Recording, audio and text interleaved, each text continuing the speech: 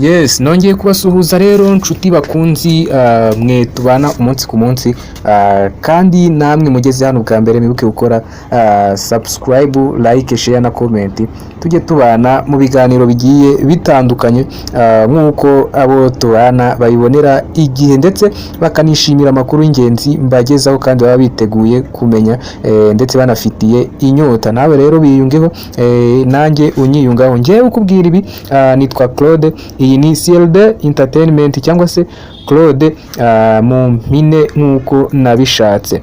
Ishyaka rya Kabila Kabange Joseph ryahakanye ibyo kuba ari muri Goma. Baravuga cyangwa se uwo barimo kuvuga ni Kabila ubw'ishyaka rye ryahakanye ko Kabila ari mu mujyi wa Goma, dore ko yari yatangiye gufatirwa ibihano bigiye bitandukanye ndetse banavuga ko ishyaka rye ritakyemewe kuba ryagira uruhare mu buyobozi bwa Kongo cyangwa se bwa Repubulika Iharanira Demokarasi ya Kongo. Ishyaka rya Kabila rero PPRD rya Joseph Kabila Kabange wahoze ari perezida wa Repubulika Iharanira Demokarasi ya Kongo ryahakanye amakuru avuga ko ari mu mujyi wa Goma. Uwo ari mu mujyi wa Goma rero bavugaga ni perezida Joseph Kabila wahoze ayobora Repubulika Iharanira Demokarasi ya Kongo.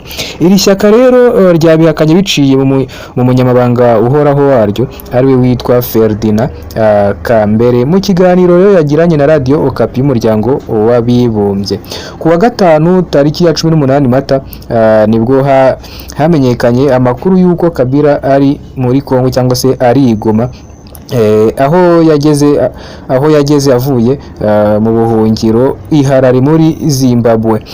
Umuvugizi rero w'umutwe wa M23 ugenzura uyu mujyi witwa Lawrence Kanyuka yabwiye BBC ko uyu mutwe nta kibazo ubona mu kuba uriya munyapolitike yaba ari mu mujyi cyangwa se ari muri uriya murwa mukuru w'intara ya Kivu y'Amajyaruguru.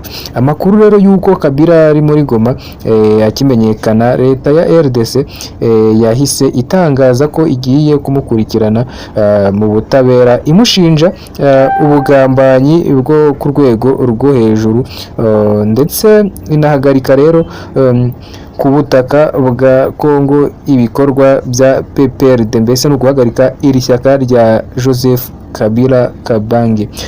Kinshasa kandi yatangaje icyemezo cyo gufatira imitungo yose ya Joseph Kabila yaba ifatika n'idafatika byose ikabifatira. Kambere cyangwa se Kambere yanenze Kinshasa kuri biriya byemezo ashinja cyangwa se ashinjwa uwahoze ari perezida wa Repubulika ya Demokarasi ya Kongo bwana perezida Joseph Kabila Kabange ngo guhimba amakuru rero adasanzwe bigamije kuyobya rubanda. Wo nguwo bavugaga nge ndumva yaba ari bwana perezida Antoine Felix Tshisekedi Chilombo. Uyu kandi yumvikanishije amakuru avuga ko Kabila ari muri Goma n'ibindi cyangwa se nk'ibihuha. Ati minisitiri w'umutekano w'intebe cyangwa se w'imbere mu gihugu agomba kubimenya neza. Yaribeshye cyane Kabila nta uri igoma. Ese ninde wabonye n'amaso ye Kabila igoma? Nicyo kibazo yabazaga. Ninde wabonye amafoto ye muri uyu mujyi? Nicyo nacyo ni ikibazo yararimo ari kubaza. Tubabajwe rero no kuba ubutegetsi buriho bufata ibyemezo bushingiye ku bihuha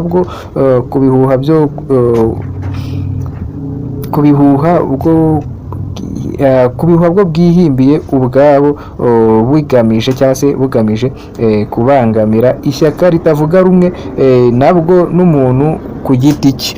Nta bimenyetso bifatika rero bushingiyeho niba bihari bigaragaze.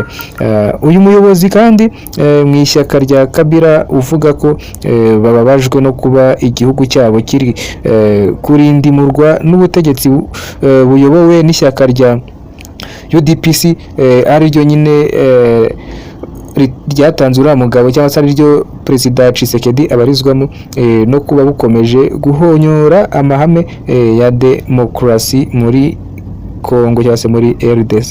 Ferdinand Kambele avuga ko ibi byemezo bya guverinoma binyuranyije n'amategeko kandi bikaba bigaragaza ubutegetsi bw'igitugu. Yunzemo kandi ko biri gukorwa na Kinshasa byerekana ko Tshisekedi ashaka kwishyiriraho repubulika agendeye ku bitekerezo by'uko atekereza. Kambere avuga ko PPRD itigeze cyangwa se itazigera na rimwe yemera guterwa ubwoba. Yagaragaje ko ibyemezo byafatiwe iri shyaka bishingiye ku kuba ryaranze kwitabira imigambi yatangijwe na Tshisekedi igamije kwigarurira indi mitwe ya politike kugira ngo itarwanya ibitaboneye imirimo cyangwa se ibitaboneye birimo biba muri iki gihugu. Ngewe rero nari Claude nk'ibisanzwe. Wowe ugeze hano bwa mbere kanda subscribe kandi nawe tubana umunsi ku munsi, like, share na comment. Ntibikabure muri buri kiganiro cyangwa se muri buri video urebye, kuko kutwereka ko turi kumwe no kuduha igitekerezo ni iby'ingenzi, ni iby'agaciro, tuba tubikeneye.